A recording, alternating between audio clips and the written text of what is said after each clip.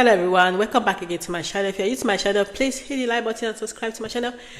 I've brought you lots of stories, so let's dive in. The first story I'm going to show you is about a Ghana man based in America that complained about his businesses. He complained. So just watch and I'll come back and this is the reason why when people travel, they close all their businesses back home. Interpol has taken all my phones from my shop. All my phones. When I returned to Ghana, and all the monies I made in America from the 11 months that I stayed here, I reinvested everything back into the shop. I bought phones. I bought new, used, everything. He has opened the safe and taken everything from my shop and ran away. This is why when people grow up to somewhere and they become some entrepreneurs, they are wicked. And then they treat their employees very terribly because people have given them bad history. People I work with, I treat them like their kid, I treat them like their royalty. But look at how some of them pay you back. Everything. I only left Ghana for a year. All my 2 businesses are gone. My clothing store is gone. My food shop at this point, all my inventory is gone. This is why people travel and they close, and then you say that, oh, you come and reinvest back home. Invest back home for who? I have hustled since 2016. I have put in my grind. I have put in all the effort. I've had you to work with you, to teach you, to help you become someone. I felt so sorry for the man. He said his phone shops, the phones inside the shops has been stolen. That is why most people in Nigeria, they mostly invest on landed properties, because landed properties is more safer to invest in, or building houses for tenants or hostels. So that is it. And I'm going to bring you another story. Why this Ghana man is complaining that they've stole his property in Ghana. They closed his shop. They steal it from him. People are also dying as well. And let's come back to the man's case. This man has to be very careful, because sometimes when you try to help people back in your town or in Africa, sometimes some of them turn against you. Remember the story that happened to couples that went back to Africa, how they were killed in the house they built. People can be dubious. People don't know that we people that live in abroad, they work so hard to get the money. So when you are going to invest, be careful and invest wise. And be careful, because don't trust people around you. It's just luck. You are lucky to have somebody that is good. People around that is good. You are lucky. Okay, now I'm going to give you another story about a Nigeria Yoruba guy in London. So I'm going to put his picture here. You see him. So this man's name is Ademola Oke. He lives in UK with his wife and his children, and he works as a caregiver in one of those UK care homes. What happened to this man was very sad. This man went to work. When he went to work, he died at work. He just sat down on the chair to sleep. That's how he went to heaven from sleep. That's what happened to him. It was when the other colleague, the other carer that was coming to take over. You know, in care where they do long day and night shift. So this man did a long day. The caregiver was coming to take over for night shift. Then he met this man on the chair, sleeping. When he tried to wake him up, he could not wake up. That's how they call ambulance. Ambulance came to get him to hospital, and he was confirmed dead. This is very sad. The rate at which Nigerians are dying in UK is very alarming. This is not the only case. This man's story was found in GoFundMe page, where the family are soliciting for funds to assist with the funeral. So please go to GoFundMe page and please donate to this family to assist his wife to be able to bury this man. And he's a very young man. He's 37 and his wife is 31. They are young couples. Nigerians are dying in UK, especially Nigerians, young Nigerians. The rate at which and I will tell you something. It's not only Nigeria that is dying. The Filipinos, the way Nigeria are in UK, that's how Filipinos are in UK. There is one story I heard about a Filipino that died at work. He came to work and he collapsed during the break time. It was his colleague that called ambulance. They now rushed him to A&E in the hospital he was working. It was A&E, he was confirmed dead. And this guy is also not up to 45 years old. The Filipino, the way Filipinos, they work hard the way we Nigerians work hard. They work hard because we have to pay our bills, we have to pay for our light bill, gas bill, rent bill. It's too much. So people end up working many hours. Sometimes people work 6 days, people work 4 days, people work 5 days. And the kind of shift they work is a long shift, 12-hour shift, 12.5-hour shift a day. For example, they will start 7:30 in the morning, they close 8 o'clock in the evening. While the night shift, they will start 7:30 in the evening, they close 8 o'clock in the morning. The shift, though, is not too hard, but it depends on how you manage yourself. That is why it's very advisable that if you are working in this kind of care setting, don't do much. Do like 3 days and have a break and rest in your house and look after yourself. Do some checkup. So that's the story for Ademola Oke. Please go to GoFundMe page and assist his wife. And do you know the funny bit of it? His wife said she called him. He answered the phone when he was at work. It was okay. Then now they told her that he's dead. That is how heart attack kills. It comes, boom. Just come, boom. Take people away. Many people have died through sleeping in this UK. I know of one guy too. This guy was a dog guy. He was just in the 40s. He died in sleep. Many people are dying, Please, if you are in UK, please look after your health, don't overwork yourself. Okay, I'm going to give you another story about this man. This man's name is Alhaji Isaac Danhusi. He's from northern part of Nigeria. What happened to this man was very heartbreaking. It was all over in the newspaper in Nigeria. This man was coming from Turkey to Lagos. According to what was in the news, they said he died when he was on the plane. That's how he died. You see, the way people are dying on the plane is alarming. That is why when you are on the plane, it's very important you look after your health. Check your BP before you enter plane.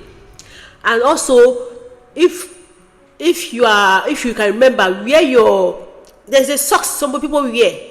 Even abroad, they wear the kind of socks. This stop blood clotting, especially when you are taking a long flight. It's advisable you wear that socks to tighten the legs to stop blood clot. People in the hospital wear it as well. It's the socks that prevent blood clot. Depending when you are not moving, when you are sitting there for a long period. So it's advisable to be wearing that socks when you are sitting down lying down for a long period, or you're on the flight for a long period. Wear that socks to stop blood clot. Because when there's a blood clot in people's body, it can travel to the lungs and can cause heart attack. Or when people have high blood pressure, that is unmanaged. When you don't take your medication, you are on high blood pressure, people face this kind of risk of dying in public place or even by true sleep. You see? So that's how this man died though. He died in the plane. Hopefully the family will bury, he's a Muslim. They will bury him that same day. The Muslim burial, it's not hard. They can bury so quick. Under a day, the person is buried already.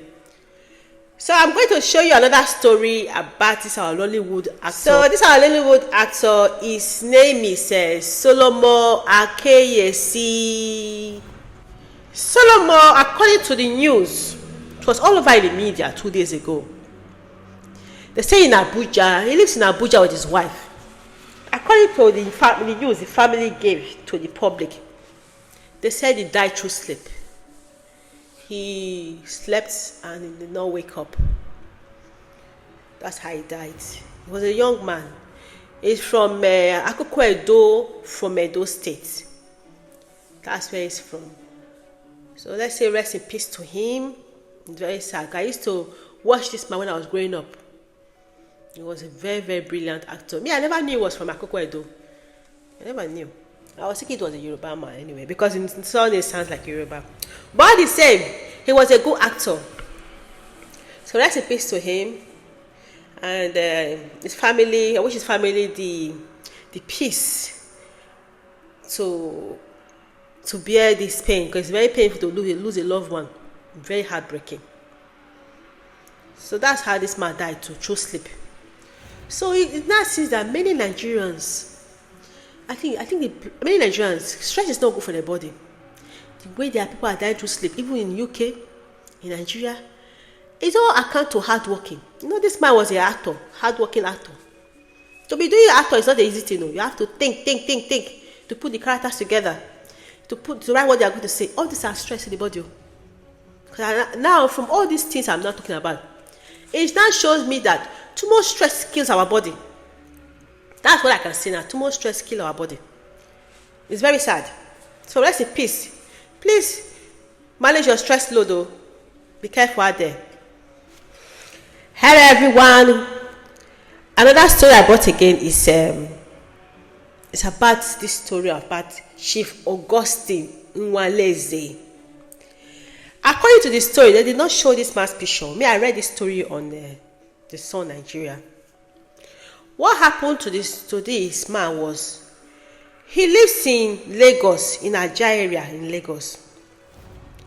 And according to what they said, he lives there with his wife and a daughter. And according to the report, they said this chief employed I don't know if he's a Hausa man or Fulani man, as his gate man. The gate man was working for him for a long time. So, according to the story, Chief Augustine, he got ready. He came downstairs. When he came downstairs, that was how he was attacked with machete. He was attacked with machete, and his body was found in one of his empty flats. He has an empty flat downstairs in his house. The family was now looking for the Chief Augustine. The man did not come home. They were now looking for him. They now asked the gate man. The gate man was still working there when this man is already dead though. They asked the gate man, "Did you see Chief?" They said no. The gate man told the family that the Chief went to his friend's place. They called his friend. The friend said they have not seen Chief. So they were now searching around the house. When they were now searching around the house, they saw his body. Immediately they saw his body, this gate man was aware and he ran. He ran away from the house. That's how they saw machete cut on this Chief Augustine Nwaleze house, a body. They saw it on his flat downstairs, one of his flat downstairs, empty flat. That is how this chief died though. They said this chief had 3 cars in his compound. So the bottom line is, be careful who you employ in your gates. In short, stop employing people that you don't know their roots.